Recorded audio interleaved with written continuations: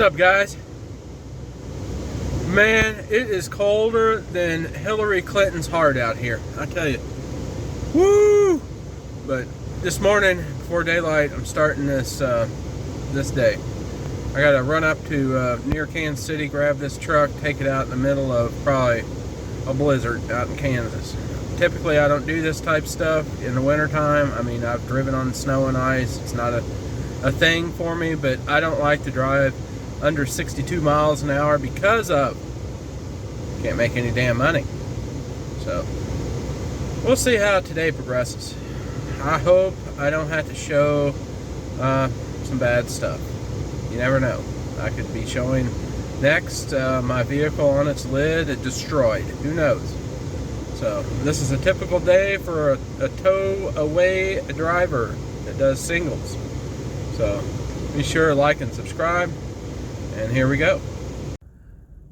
Yeah, I made it about 8 miles from my pickup location.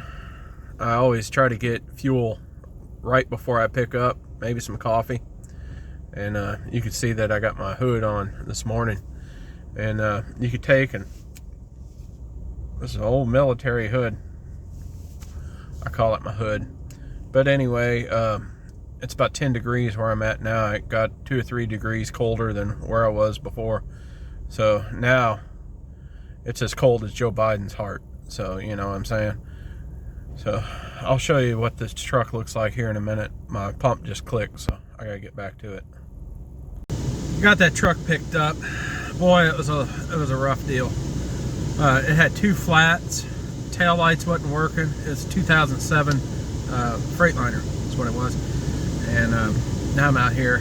I guess I'd be east of Wichita, Kansas. The highways are clear, but side roads are, you know, sketchy. But anyway, I'm taking it to a guy's residence, so I could kind of like take my time, but you know, I'm trying to get the thing done. So I swung on the end of this Wendy's to get a bite real quick, and then fixing to get on my way. But in this truck here in a second, I'll show you. Now, inside the truck, I'm getting ready to show you how thin these cabs are and why you should always be cautious and not try to wreck one of these trucks. Hey, this is the inside of that cab. You see how thick the washers are? They're almost thicker than the metal up here. But you got a cross brace going. It's a little thicker. It's probably twice as thick. I don't know what the thickness is. I don't have no way to gauge it. But it's just basically stacked up metal all in this cab. And, you know, that's why you don't want to be jacking around. So, I'm about 5 miles from dropping this truck off. I don't know how cold it is, but it's way colder than it was earlier today. Way colder. Whoa. And so, I was having trouble at this gas station because the pumps are freezing up. I guess they didn't put their stuff in the system, and that wasn't too cool. But instead of me dropping this truck off bone dry on diesel fuel, I'm not a dick. I took and spent $17.50 of my own money doing this tank. So I'm taking it to a residence, so I'm not going to show unhooking it because it's someone's house. And I'm pretty certain the guy will probably be out there checking out his new garage. So I'll let you know how it goes on the drop-off. Then I got to go and locate me some type of phone charger. Well, the guy's not around. So basically, this is his farm building and his house. So I'm out in the middle of nowhere, Kansas. So I got this truck here, man. It was pretty tricky. This is why you want a used tow vehicle. Look at this. It's just trashed. I mean, I got ice and slush and junk all over this thing.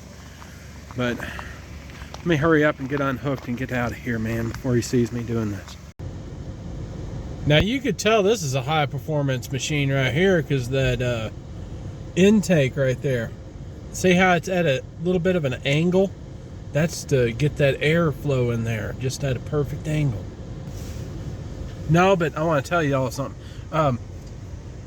You know, it's really cool to meet different people doing this type job. Today, I met this guy. He was telling me about, man,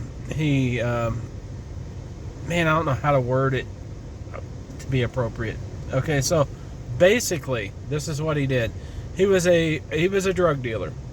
He made $70,000 a week dealing drugs. He got caught, sent to federal prison. He did his time. He got out. He decided, hey, I'm going to make every day from now on this earth worthwhile. And so what he's been doing is working a normal job. He's not making much money, but he's hanging in there. And he has a dream of owning his own truck and trailer, and he plans on eventually moving somewhere and making his dream a reality. And so I was talking to him today, and it was just so interesting to hear his take on his reality, I might say. So, you know, I didn't ask him what he did or anything, because it's not my business. I'm not passing judgment on this dude. I don't care. He's done his time. I mean, he's free. He's working every day. But what he said was, his wife asked him, why do you get up at like 5 o'clock in the morning every morning? Well, you don't have to be at work that early. He's like, because I want to make every day count. I don't need to sleep. I want to wake up in the morning. I want to have the longest day possible to make the most out of my every day. So that's something, you know, we all should take note on, because shoot, man, I sit there and watch Netflix at home in the recliner, petting the dog. I'm not making the most of my day.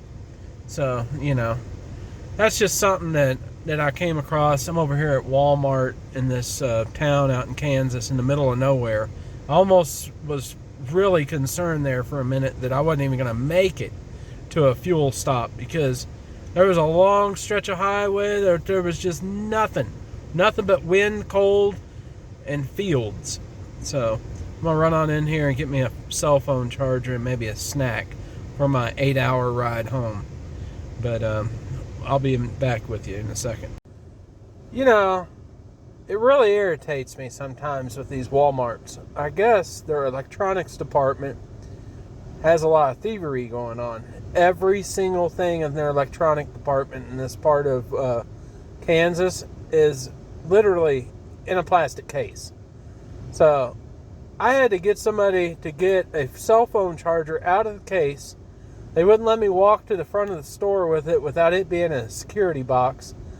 And then I had to go through all this hassle. I had to wait in line to get the security box, put the thing in the box, and then take it to the front of the store to pay for the thing, because I had to pick up some dog food on the way, because my wife called me. She said, hey, the old dog's is out of food.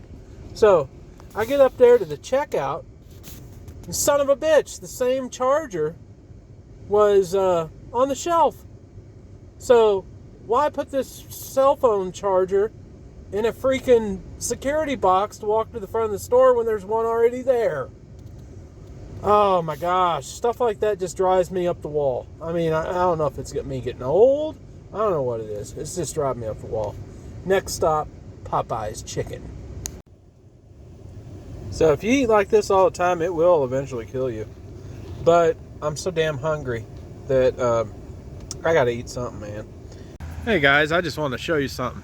Now this is right here. Example, exhibit, however you want to say it. Number one, why you don't buy a brand new vehicle to do your driveway. You see that? That's one load that I did. And it looks like that. You gotta love wintertime. I'm in front of the store. It's called Snotty's, Boonville, Missouri. But I can't wash this vehicle until it gets above 30. I'm stuck with it looking ugly.